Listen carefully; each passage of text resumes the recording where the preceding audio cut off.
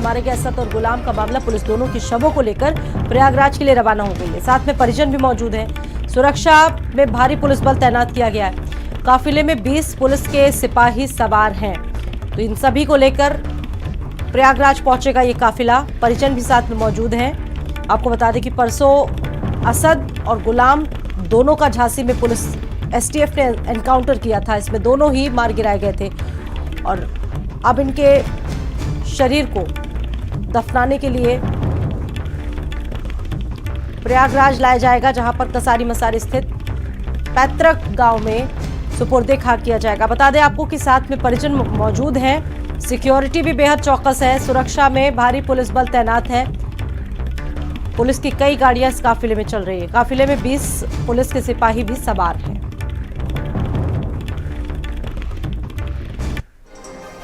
Counter में मारे गए असद और गुलाम का अब सब यहाँ 48 घंटे बाद यहाँ से प्रयागराज के लिए रवाना हो गया। देख सकते हैं महारानी लक्ष्मीबाई, जो आप देख सकते हैं कॉलेज है, यहाँ से आज यहाँ दोनों लोगों को शव पहुँचा है। अभी तत्काल प्रयागराज के लिए रवाना हुआ है।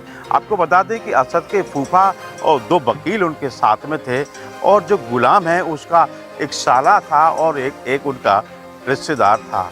हालांकि दोनों शवों को यहां से झांसी से प्रयागराज के लिए भेजा गया। कैमरा पर्सन विवेक के साथ ऐसा झा, भारत समाचार, झांसी।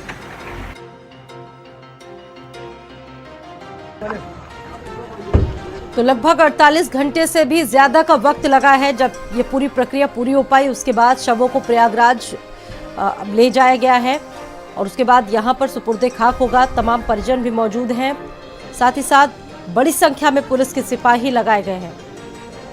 सुरक्षा व्यवस्था एकदम चौकस रखी गई है। परसों असद और गुलाम का एनकाउंटर हुआ था। आपको बता दें कि गुलाम के परिजनों ने पहले से ही शव लेने से इनकार कर दिया था। वहीं असद के अंतिम संस्कार में कुछ परिजनों के शामिल रहने की संभावना है। ये माना जा रहा था कि उनके नाना और मौसा इसमें शामिल हो सकते हैं।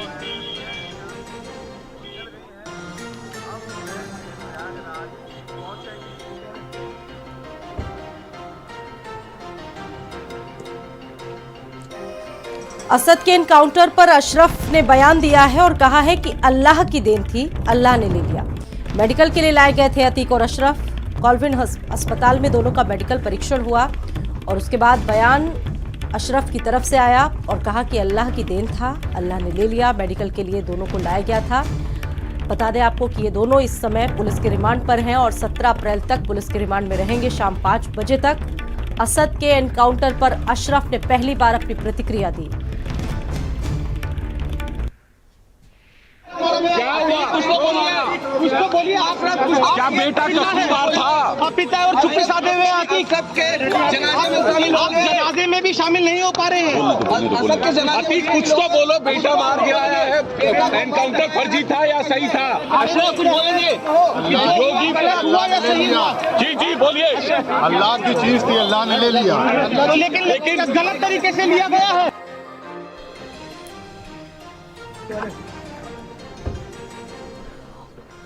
और प्रयागराज से हमारे सहयोगी धीरेन्द्र भी जुड़ चुके हैं, इस पर और ज्यादा जानकारी देंगे। धीरेन्द्र, पूरी प्रक्रिया आगे की क्या होगी? ये काफिला कहाँ है, आपसे जानेंगे। कितने बजे सुपुर्दे खाक होगा, कौन कौन मौजूद है और क्या कुछ रहेगा आगे के लिए? धीरेन्द्र देखिए, झांसी में माफिया अतीक अहमद का बेटा असद जो है इनकाउंटर में ढेर कर दिया गया था। रात में ही उसके फूफा डॉक्टर उस्मान उसके शव को लेकर प्रयागराज आ रहे हैं। अभी फतेहपुर जो शव है वो पहुंचा हुआ है। उम्मीद जताई जा रही है कि 1 घंटे के अंदर शव प्रयागराज पहुंचेगा, जहां पर कसारी मसारी के कब्रिस्तान में वहां पर उनको दफन किया जाएगा। उसको लेकर सुरक्षा के कड़े इंतजाम किए गए हैं। सुबह से ही यहाँ पर जो फोर्स है उसकी तैनाती कर दी गई है कि किसी तरीके की कोई अप्रिय घटना ना हो सके। जिस तरीके से कल बड़ी तादाद में चकिया के जो पैतृक आवास अतीक अहमद था वहां पर लोगों की भीड़ धीरे धीरे इकट्ठा हो रही थी और खास करके महिलाओं की भीड़ इकट्ठा हो गई थी। उसको देखते हुए पुलिस पूरी तरीके से चौकन्ना है। तो अब से करीब 1 से 1.5 घंटे बाद असद का शव प्रयागराज आएगा, जहां पर कसारी मसारी के कब्रिस्तान में उसका दफन किया जाएगा। जी, परिजनों में कौन कौन मौजूद रहेगा? क्या मां पहुंचेगी? क्योंकि इससे पहले अर्जी तो अतीक अहमद ने भी दी थी। धीरेन्द्र देखिए, कयास जरूर लगाया जा रहा है कि शाइस्ता परवीन अपने बेटे के इस अंतिम शव यात्रा में वहां पर वो पहुंचेंगी, जिसको लेकर पुलिस की खुफिया इकाइयां भी सक्रिय हो गई थी। महिला पुलिस की जो सादे वर्दी में टीम को वहां पर तैनात कर दिया गया था। अब आज देखना ये होगा कि शाइस्ता परवीन आज आती है कि नहीं, लेकिन इसको लेकर जो पुलिस के पास इनपुट मिला था कि शाइस्ता परवीन वहां आ सकती थी। तो और अगर हम परिवार की बात करें तो जिस तरीके से अतीक अहमद जो उसका पिता है और उसका चाचा अशरफ वो पुलिस कस्टडी में है, उसका जो बड़ा भाई उमर है वो जेल में है, उसका बड़ा भाई जो अली है वो भी जेल में है, और उसके दो जो छोटे नाबालिग भाई हैं वो इस समय बाल सुधार गृह में है। मां शाइस्ता परवीन फरार हैं, चाची भी फरार हैं, बुआ भी फरार हैं। तो इस तरह कह सकते हैं कि परिवार के जो लोग हैं सभी उमेश पाल हत्याकांड में कहीं न कहीं उनको शामिल किया गया है, उनका कहीं न कहीं रोल रहा है, और इस सब को लेकर वो पुलिस के डर से फरार हैं। तो अब उनके जो रिश्तेदार हैं, जो डॉक्टर उस्मान जो उनके फूफा हैं, वो शव को लेके आ रहे हैं। ये उम्मीद जताई जा रही है कि उनके नाना और उनके मौसा इस शव में शामिल होकर अंतिम संस्कार करेंगे। लेकिन आसपास के लोगों की जिस तरह से कल भीड़ देखी जा रही थी कि अतीक अहमद के घर चकिया में जो लोग हैं, आसपास के गांव के लोग पहुंच गए थे, बड़ी तादाद में महिलाएं भी पहुंच गई थी। तो ऐसी उम्मीद जताई जा रही कि आसपास के परिजनों के न रहने पर सिंपैथी जरूर इनके परिवार को मिल रही, आसपास के गाँव के लोग भी यहाँ पर आ सकते हैं। जी, यानी कि गांव के लोग पहुंच सकते हैं। इसके अलावा जो आस पड़ोस के लोग होंगे, करीबी लोग होंगे, कुछ रिश्तेदार भी शामिल जरूर होंगे।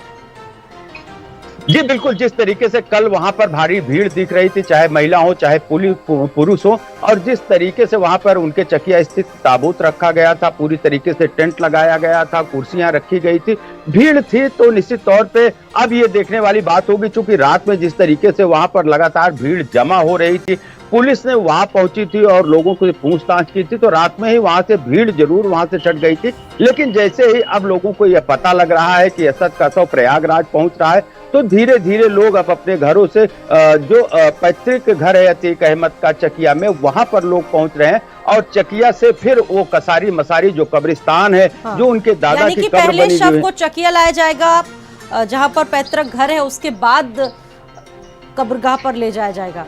धीरेन्द्र, देखिए, पहले की जो व्यवस्थाएं थी इसी तरीके थी, लेकिन जिस तरीके से कल वहां पे भीड़ आ रही थी और लोग को का आक्रोश देखा जा रहा था, तो जरूर हमारे सूत्र बताते हैं कि अब सीधे उनके घर जो चकिया में उनका पैतृक घर है वहां न ले जाकर अब सीधे कसारी मसारी के कब्रिस्तान में ले जाएंगे, जहां पर जनाजे की नमाज पढ़ी जाएगी। उसी कब्रिस्तान में ही वहां पर मस्जिद है, मस्जिद में जनाजे की नमाज अदा की जाएगी। उसके बाद कब्र चूंकि कल ही तैयार कर ली गई है, तो वहीं पर ही अब उनको दफन किए जाने की तैयारी हो रही है। जी, प्रक्रियाओं का पालन किया जाएगा जो मुस्लिम रीति रिवाज में होती है, लेकिन धीरेन्द्र बहुत लंबा वक्त लग गया, 48 घंटे से ज्यादा का समय लग गया।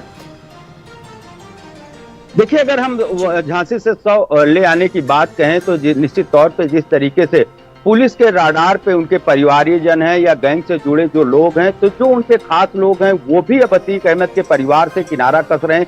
यही वजह रही कि वहां शव लेने के लिए कोई जाने को तैयार नहीं था। डॉक्टर उस्मान किसी तरीके से वकीलों के साथ में झांसी पहुंचे हैं और वहां से 2 बजे के आसपास शव लोग लेकर अब प्रयागराज आ रहे हैं, और प्रयागराज में ही जहां पर आज उनका अंतिम संस्कार किया जाएगा। स्वाति, बिल्कुल, देखिए, लेकिन धीरेन्द्र सवाल बहुत सारे हैं। पूरा परिवार इस वक्त मुश्किलों में, शिकंजा लगातार कसता जा रहा है, और अब तो आईएसआई जो लिंक्स हैं वो भी खंगाले जा रहे हैं। खुद इस बात की तस्दीक कर दी है अतीक अहमद ने।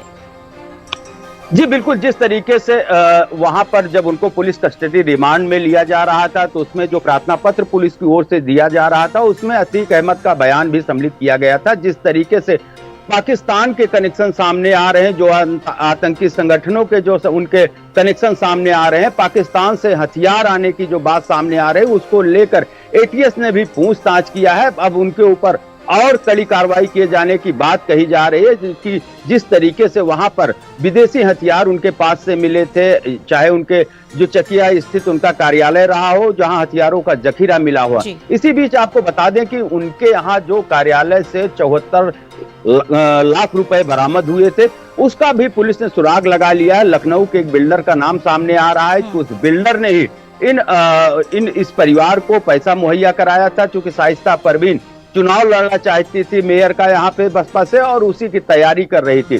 तो कहीं ना कहीं अब जो बिल्डर्स हैं, जो आर्थिक रूप में इस गैंग को मदद करने वाले लोग थे, अब वो पुलिस के राडार पे हैं। बिल्कुल। धीरे धीरे जैसे जैसे जांच का दायरा बढ़ रहा है, सब शिकंजे में कसते जा रहे हैं जी। इनको भी बख्शा नहीं जाएगा। बहुत शुक्रिया, नजर बनाए रखिएगा। धीरेन्द्र, आपका शुक्रिया जानकारी देने के लिए। और प्रयागराज से बड़ी खबर है, माफिया अतीक का गुर्गा साथ कालिया गिरफ्तार।